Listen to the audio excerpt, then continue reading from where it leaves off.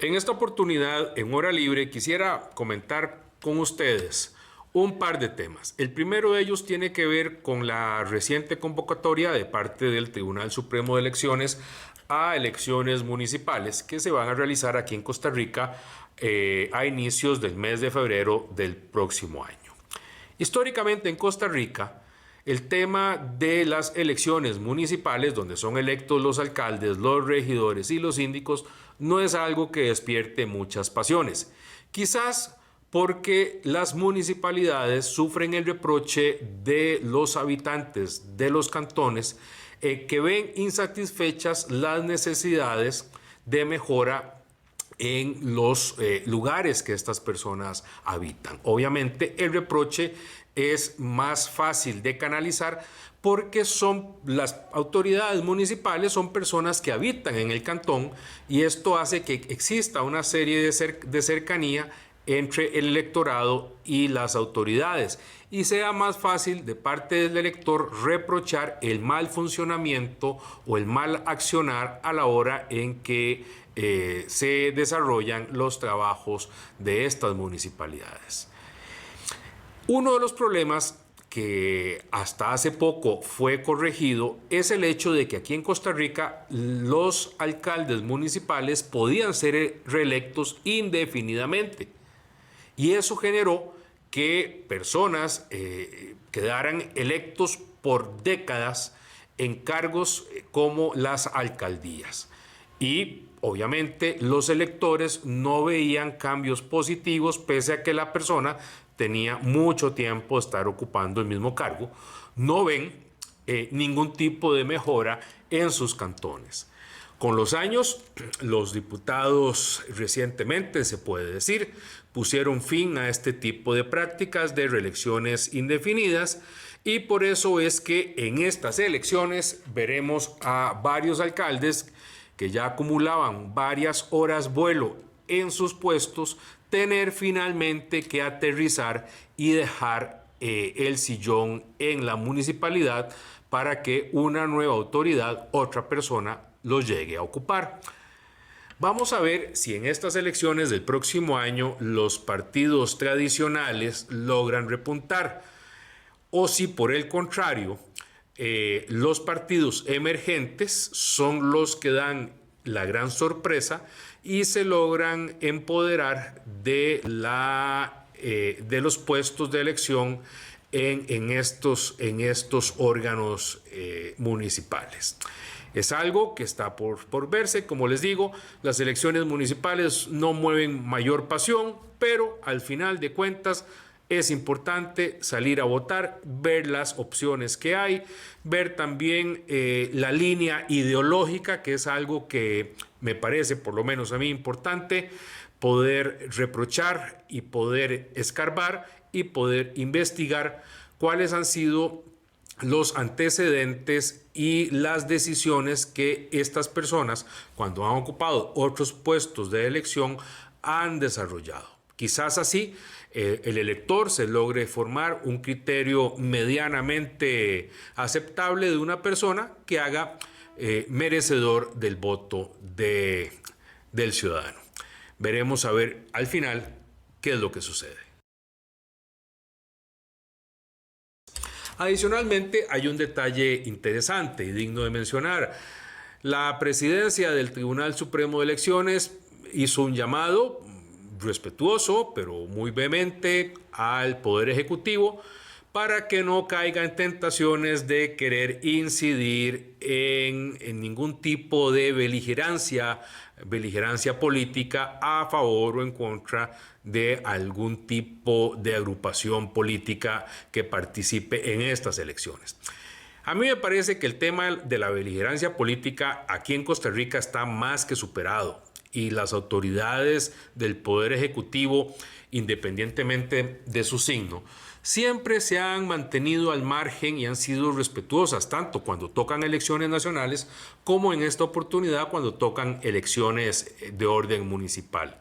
Quizás lo que ha sucedido durante el corto tiempo, el poco más de un año que lleva la administración del presidente Chávez, es que las autoridades políticas que estaban antes de que él llegara a su cargo están acostumbrados a tener en la silla presidencial a una figura que quizás era un poco más diplomática a la hora de expresar sus ideas y también hasta sus sentimientos. El presidente Chávez es un hombre de verbo fluido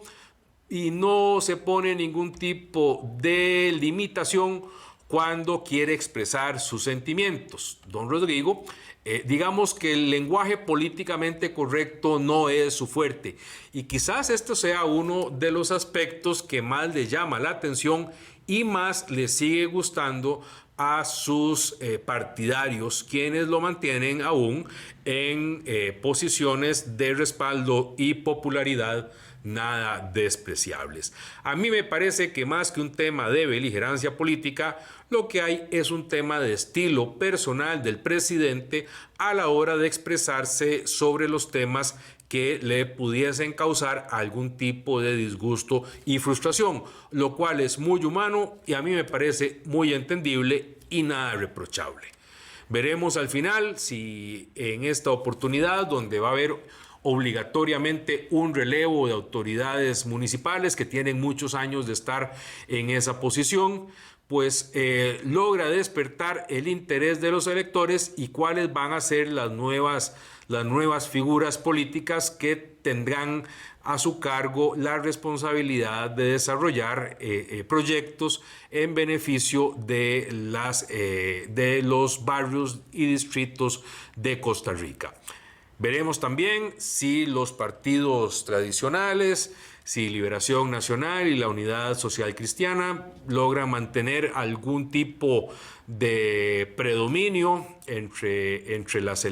las municipalidades o si por el contrario en esta ocasión los partidos emergentes van a dar un zarpazo y van a ser la novedad y la sorpresa al colocar sus candidatos en estos puestos. En fin, el banderazo de salida se acaba de dar. Esperemos, ya faltan pocos meses, cuál va a ser el resultado de las próximas elecciones municipales. El otro tema que quería comentar hoy es la reciente aprobación en la Asamblea Legislativa de una reforma a la Ley de Tránsito que busca establecer sanciones a los piques en carretera. El problema de los piques, de las competencias en carretera, al menos que yo recuerde, data desde inicios de los años 90 y se han aprobado a lo largo de estos más de 30 años una serie de reformas a la ley de tránsito. Primero multas elevadas, después la pérdida de puntos y tiempo después el tema sigue exactamente igual o peor. El tema no genera ninguna preocupación entre las personas que de manera irresponsable e inmadura realizan este tipo de prácticas. La última ley, además de la pérdida de puntos, pues implicaría también la pérdida de la licencia de conducir por un plazo de 3 años. El diputado Leslie Jorges de la Unidad, hombre alajuelense, de buen corazón,